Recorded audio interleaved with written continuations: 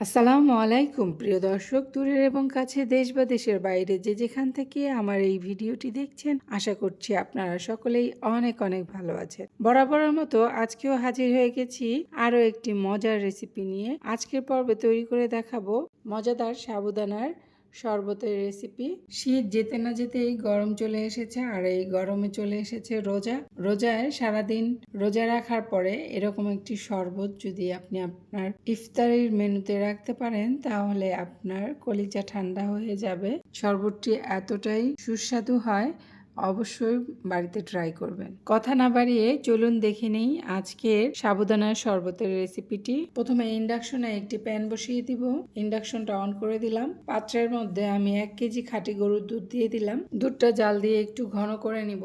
দুধটা যত ঘন হবে ততটাই মজার হবে শরবতটা খেতে। আপনারা চাইলে গুঁড়ো দুধও অ্যাড করতে পারেন, তাতে কিন্তু টেস্ট আরো ভালো হবে। দুধটা ঘন হয়ে গেছে, আমি এখন নামিয়ে নিব, কারণ আমি 4 জনের জন্য তৈরি করব। কথায় আছে না, যত গুড় তত মিষ্টি, যত ঘন করবেন ততই স্বাদ বাড়বে। আমি ইন্ডাকশনে আরো একটি পাত্র বসিয়ে দিয়েছি, তাতে 2 মগ পানি দিয়ে দিলাম। বন্ধুরা, তোমরা 3 মগ পানি ব্যবহার করবে, না হলে সাবুদানা সিদ্ধ হওয়ার পর বেশি আঠালো হয়ে যাবে। পানিটা গরম হয়ে গেছে। পানির মধ্যে আমি সাবুদানা দিয়ে দিব আধা কাপ পরিমাণ। আশা করছি আজকের রেসিপিটি আপনাদের কাছে ভালো লাগবে, আর ভালো লাগলে ভিডিওটিতে লাইক, কমেন্ট ও শেয়ার করবেন বেশি বেশি করে বন্ধুদের মাঝে।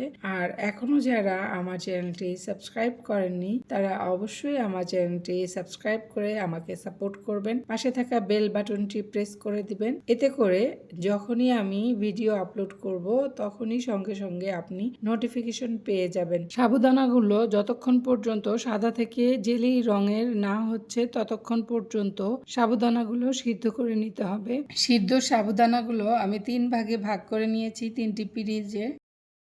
আমি 3টি ফুড কালার নিয়েছি, রেড, গ্রিন এবং ইয়েলো। এই 3টি ফুড কালার ব্যবহার করব 3টি পিরিজের মধ্যে। প্রথমে রেড কালার দিয়ে দিচ্ছি,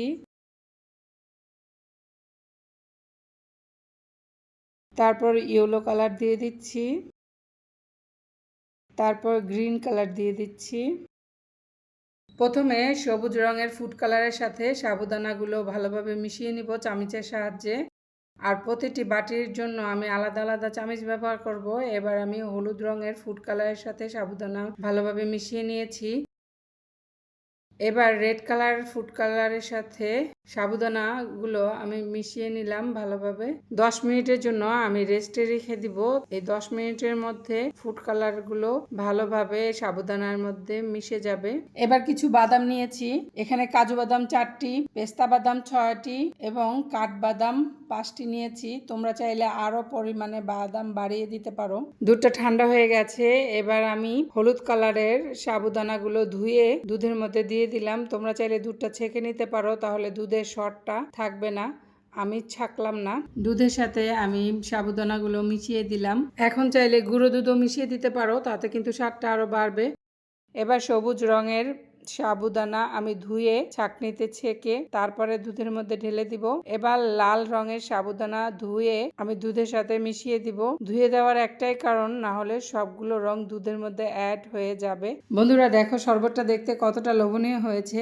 দেখে মনে হচ্ছে ম্যাজিক বল। যেসব বাচ্চারা শরবত খেতে চাইবে না, তারা তো ম্যাজিক বল পছন্দ করে। বাচ্চাদেরকে যদি বলো ম্যাজিক বলে শরবত দিব, তাহলে মনে হয় বাচ্চারা এটা পছন্দ করবে।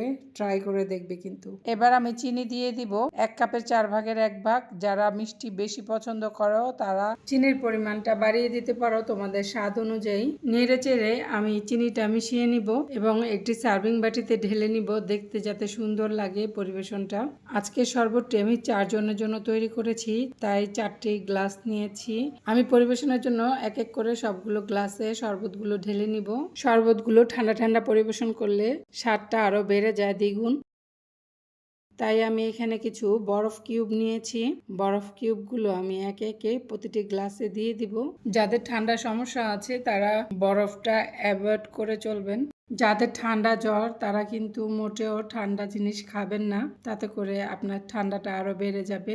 আমিও কিছুদিন আগে খুব অসুস্থ ছিলাম, ঠান্ডা জ্বরে ভুগেছি, গলাটা ভেঙে গিয়েছিল, তাই ভিডিও দিতে পারিনি কিছুদিন। ভয়েস দিব কিভাবে ভাঙা গলা নিয়ে। বাদামগুলো আমি কুচি করে নিয়েছি।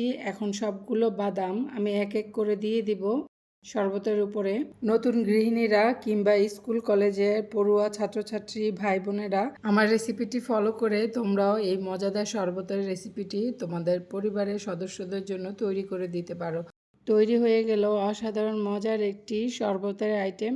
আমার ভিডিও চলাকালীন 5টি ভিডিওর লিঙ্ক উপরে দেওয়া আছে এবং ভিডিও শেষে থাম্বনেলে 4টি ভিডিও দেখতে পাবে। যে কোনো ভিডিও তোমরা ক্লিক করলেই চলে যাবে সেই ভিডিওতে।